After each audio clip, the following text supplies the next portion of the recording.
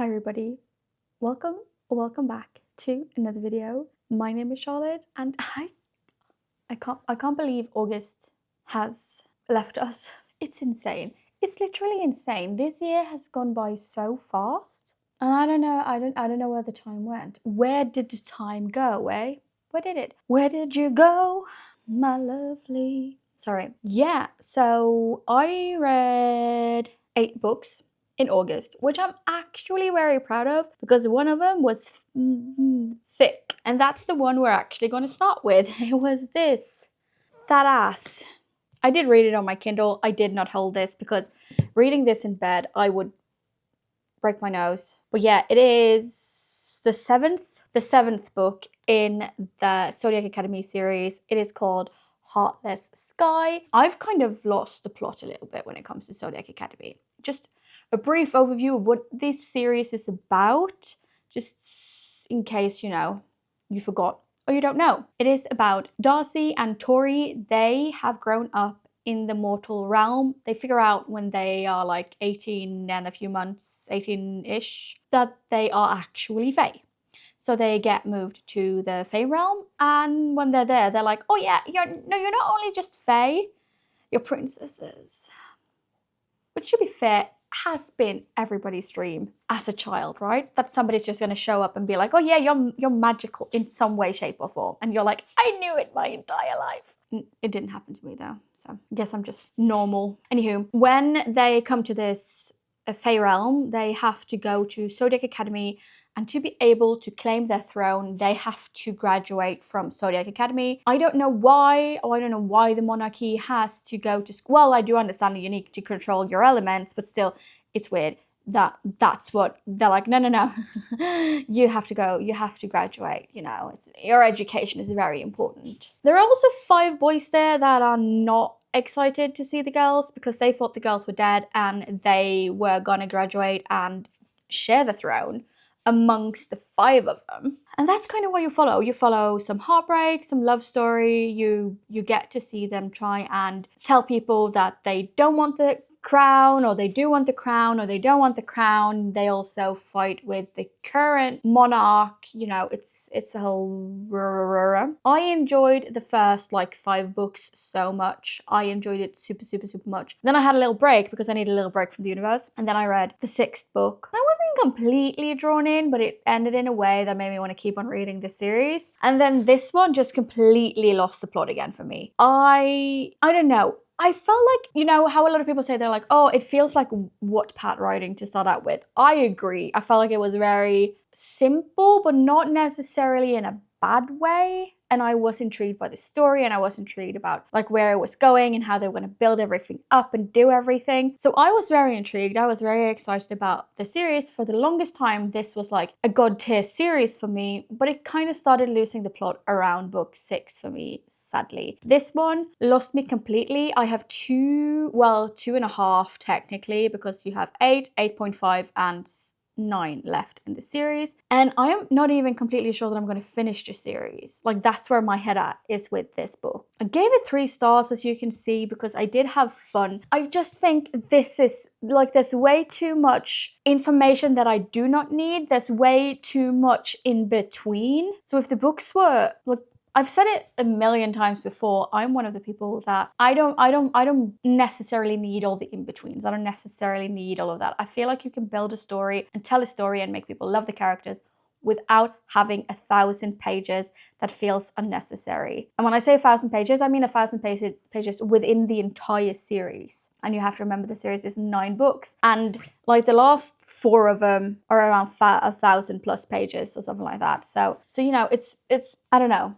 I wasn't impressed. So as of right now, I'm not going to keep on reading this series. I might pick it up again at a later date when I've taken a step back from the series. But I usually read one. I've always had a rule that I only read 1 fantasy series at a time, because one of the things with fantasy series and my brain is that when I mix them up, I get confused and then I lose the plot.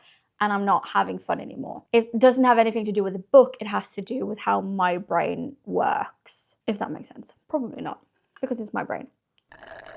And the next one that I read was The Serpent and the Wings of Night, a Crown of Nyaxia novel. This is the Nightborn duet, book 1 in the Nightborn duet. Jesus Christ, words are hard. This is about a human who lives, I would say in a vampire world, but that's not completely true. She lives in the vampire part of the world because there are vampires cities and then there's like human cities, if you want to call it that. She basically got adopted by the Nightborn King as a child. So she's grown up knowing that she's going to fight in these trials to try and basically bound herself to him. And this is the way she is gonna not live in fear. Let's just, that way she doesn't have to live in fear because she is a human in a vampire world. And the vampires do what vampires do. They drink blood. You with me so far? Then she goes to the trial thingy, which is volunteer, by the way. Like, people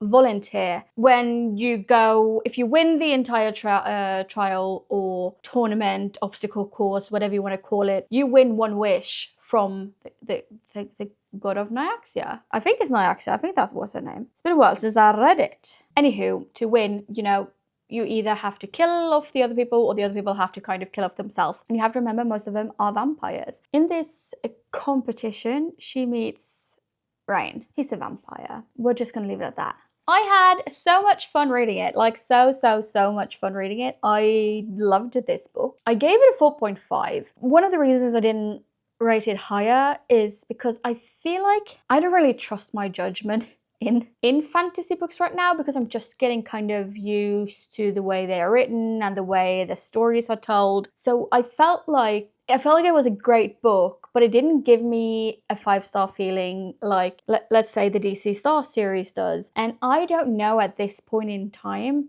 if it will give me the same 5-star feeling as a romance book will, because I'm just starting to dabble in fantasy, right? But a 4.5 is still a great rating.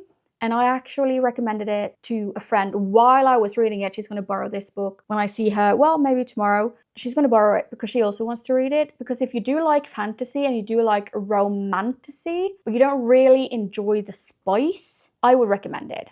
I would 100% recommend it. Yes, there is spicy scene in this, but like I said, it feels natural and you can kind of just skim through it. You don't really have to read it. So a 4.5, I had so much fun. I enjoyed it so much. Then my next one was a Kindle read. It was Meghan Quinn's The Way I Hate Him. This one is about, I can't remember the FMC's name, but I can't remember any names. So this has nothing to do with Meghan Quinn. This has to do with my brain. But the FMC basically gets dumped at the start of the book, and to revenge her ex-boyfriend, she goes to deliver something to the MMC that her ex-boyfriend stole. She's like, hey, look what I have, you go, here you go. And he's like, yeah, no, you're not getting off that easy. You can either, have me call the sheriff or the police or whatever it is he says. You can either join me, no, you can either let me call the police and have you arrested for stealing this. It's like a Grammy,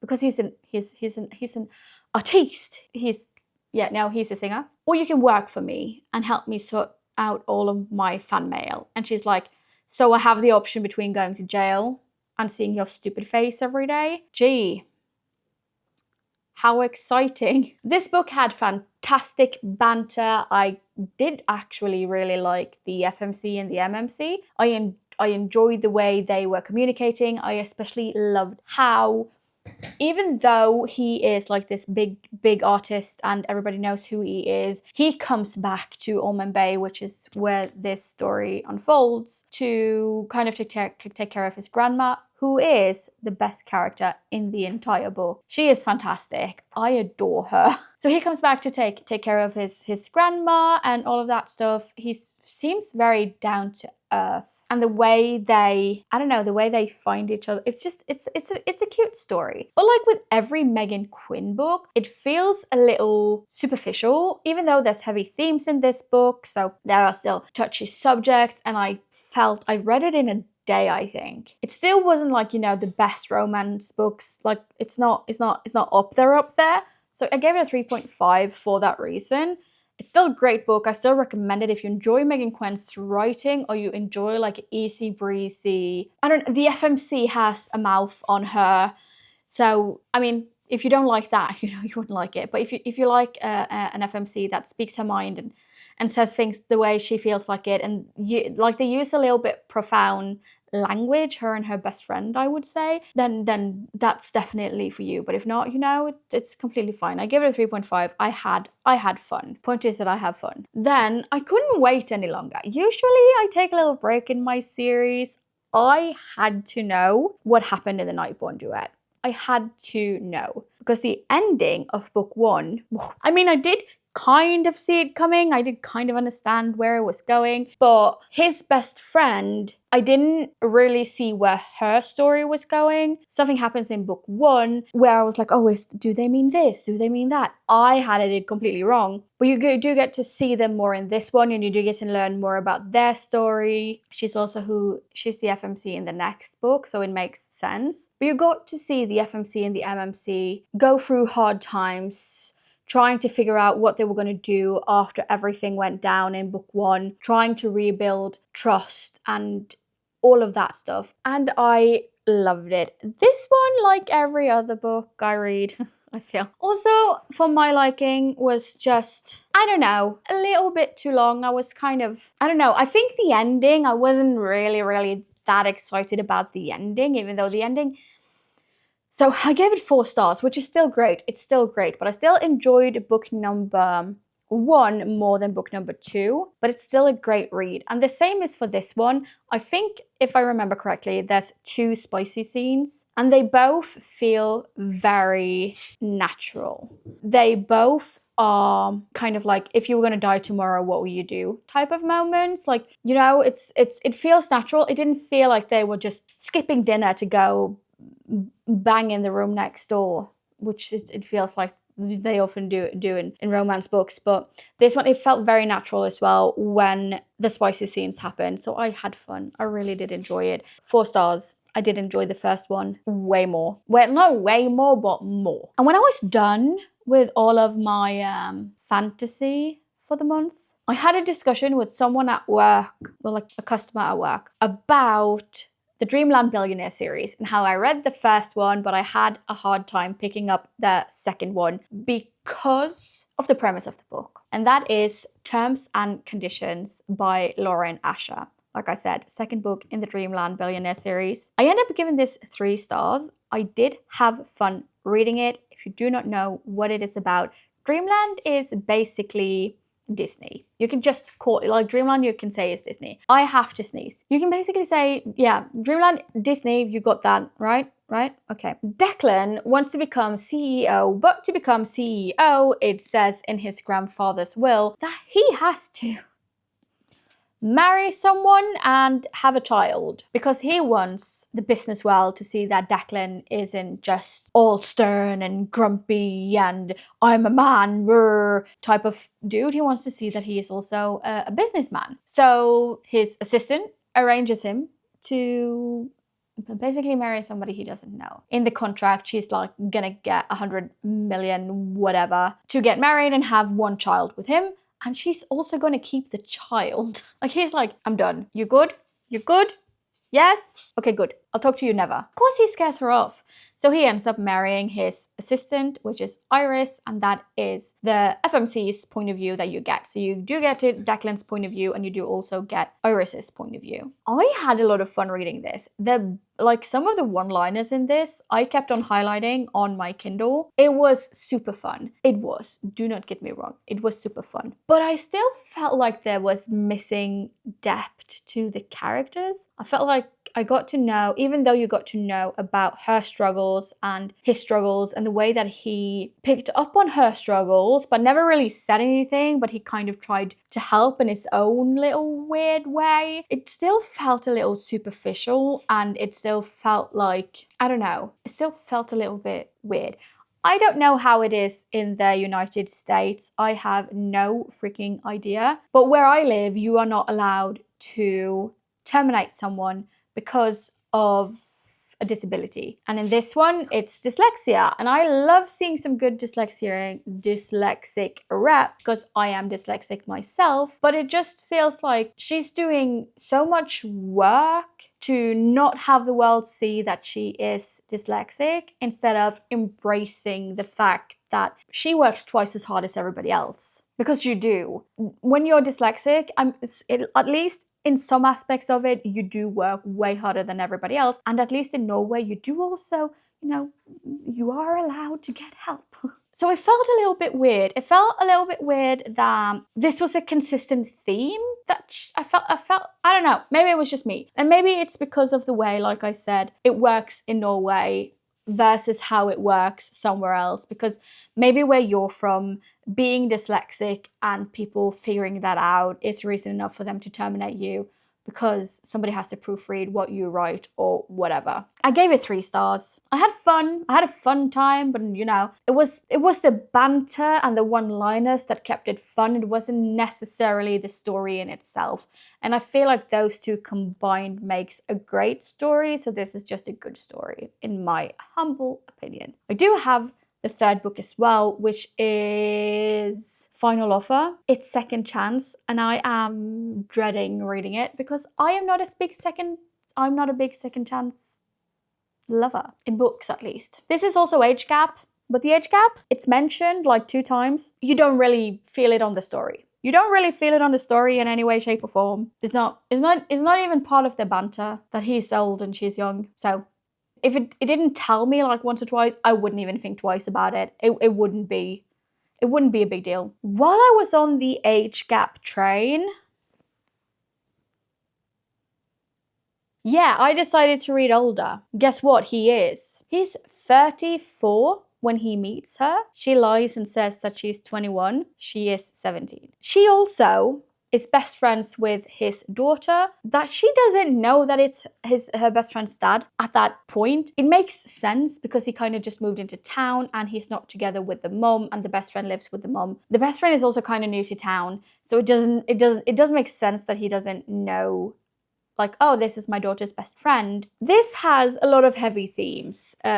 Hayley doesn't have the best home life. So you read about that, and you read about how her best friend and her mom also takes Hayley in. They're like, you've been through enough, you're gonna stay here. Hayley's mom is also a lawyer, so she helps get justice for Hayley. That kind of just gets put to the side. It's mentioned after a while for like a sentence what happens to her parents, and then it just isn't mentioned again. And it's mentioned when she has panic attacks, and it's mentioned when the other shit happens, but it's just kind of like a side character. Like, oh, we need this for the plot. And the fact that her best friend's dad kept on coming around, and you kind of got the feeling that he kept on coming around to see his daughter, to also get a glimpse of Hayley, just made me feel icky. If Hayley lived under the same roof as him and his daughter, her best friend, it would give it a different feel. But now it feels like Reed is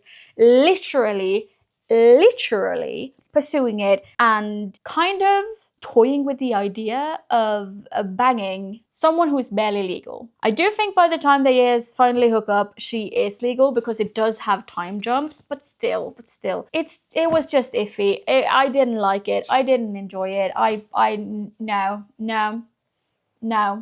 No. I gave it 2.5 stars. To be honest, it should probably be 2 stars. The reason it's not a 1 star is because there were parts of the story that I did enjoy, but it was also parts of the story where I went, ew, and I did finish it. So, 2 stars. 2 stars. And not a star more, I think. We're gonna stick to 2 stars. But I wasn't done with the age gap. I read my very first Ali Hazelwood, and it was Problematic Summer read. This is an interconnected standalone. The first one is Not in Love. I've never read it. Like I said, my first ever Ali Hazelwood book. It is about Maya, and it's about Connor. Maya is going to Italy to celebrate her brother's wedding.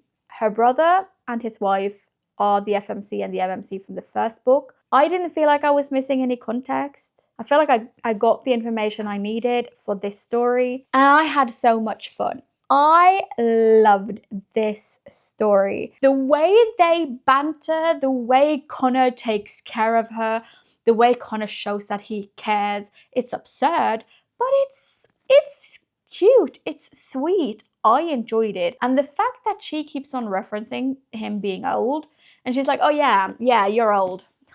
And then it kind of it's a gag because he's like, no, we cannot do this. I'm too old for you. No, we can't do this. You're my best friend's little sister and you're tiny. Like, when did you stop being 13? It's funny. The age gap becomes a gag between those two, and I enjoyed it. I had fun with it. Unlike Older, where the age gap was icky, because I think it's like 15 years between them as well. She's like 23 and he's 38, right? This one, he's 34. Well, she's 17. He's a little bit older, but still.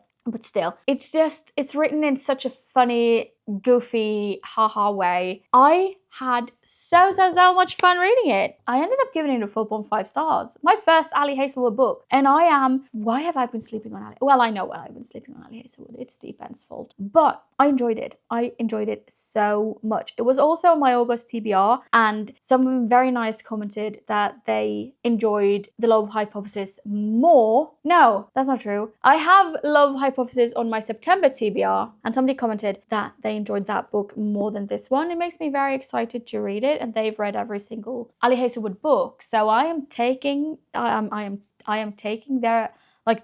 information. I'm taking their context into consideration, and it makes me very excited. Then, the last book I read in August was my bestie's pick for my August TBR, and it is Daisy Hates. Tanisha decided that I was going to read this, so naturally I had to get cracking. I did save it for very late in August, but on purpose, because I did really enjoy Magnolia Parks when I finally read it. So I was excited to also read Daisy Hates story. And if you do not know what this is high society. It's set in London, but it's basically rich people. Daisy Hates is the little sister of Julian, and Julian is a gang lord. So she kind of always has a target on her back, because people know the way to hurt Julian is to hurt Daisy. Daisy is, I don't know, a free spirit. She studies medicine. She's very sharp. She's very on point. She's also very witty, but I don't think the character kind of knows that she's funny. She's like, she doesn't mean to be, but she just ends up being funny. And sometimes I'm like, oh, am I laughing at her or with her? Who knows? Daisy has relations with Christian. Christian you meet in the first book because he had relations with Magnolia, and that's kind of how they are all connected in a way. I think Julian also kind of has a little bit of a thing for Magnolia, but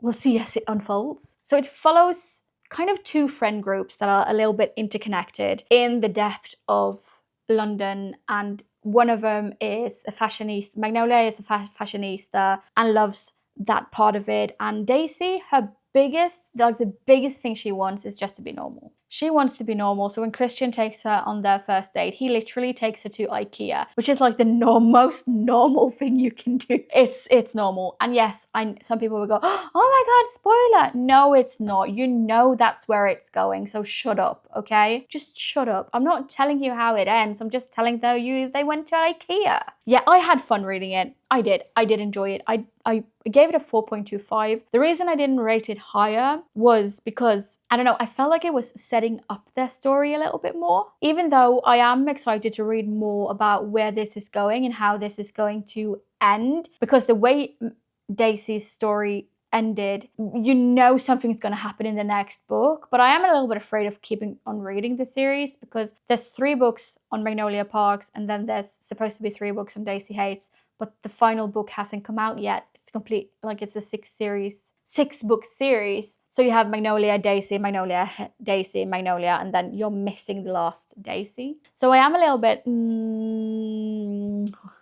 when will I keep on reading the series? But I do also want to know what's happening to Magnolia. That was a little bit all over the place, but yeah, no, I had fun. 4.25, not 2.45. 4.25 stars on this one. If you enjoy the series feels maybe a little superficial to start out with, and you don't really understand why you get certain type of information, it is tied very nicely together at the end of the books. So if you enjoy those types of books where they do talk about, horizontal tango, but it doesn't feel as heavy as some of the romance books that I do read. So for me, I would say there's no spice, but for some people, they might say that there is spice. So, I mean, I don't know, ask Google if you're unsure. But yeah, those were the 8 books that I read in August. And I am so excited, so very excited for September. I have some great, great books that I want to read in September. And if you haven't seen my September GBR, if you haven't seen my September TBR jar video, you can click the link right up here and it will take you straight to it. And with that, I say goodbye, I guess. Thank you so much for spending some of your precious, precious time with me. I really, really do appreciate it. And hopefully I will see you all in the next one. Bye-bye.